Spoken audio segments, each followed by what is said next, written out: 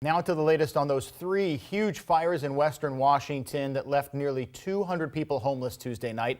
One at a senior retirement facility in Milton. Firefighters are looking at a chimney as a possible cause.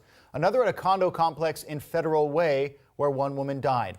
And then the fire at the historic Heritage Building in downtown Auburn.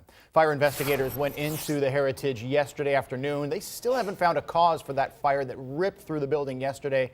But the property manager did tell us people saw flames shooting out of a dryer. As you can imagine, it took a village to handle these fires. Crews from several fire departments evacuated people and put out the flames. King 5's Natalie Swaby looks at the response.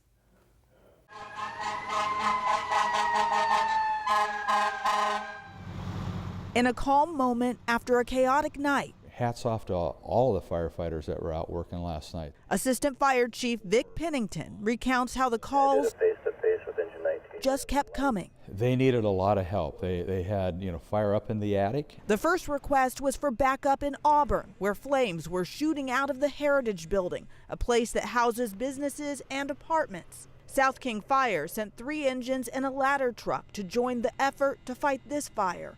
Then, a few hours later, less than 7 miles away, another emergency. This time, the flames were tearing through a senior apartment building in Milton.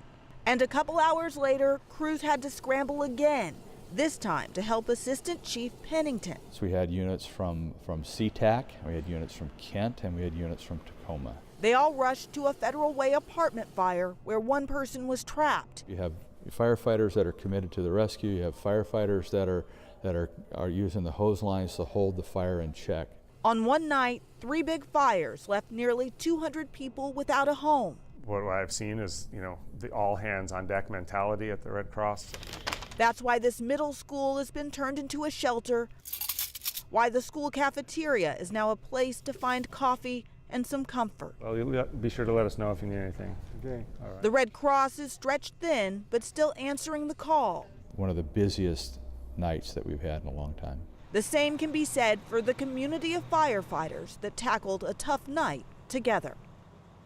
Auburn city reps say it's going to take months or even years for the businesses and people who lived in the apartments to fully recover from this.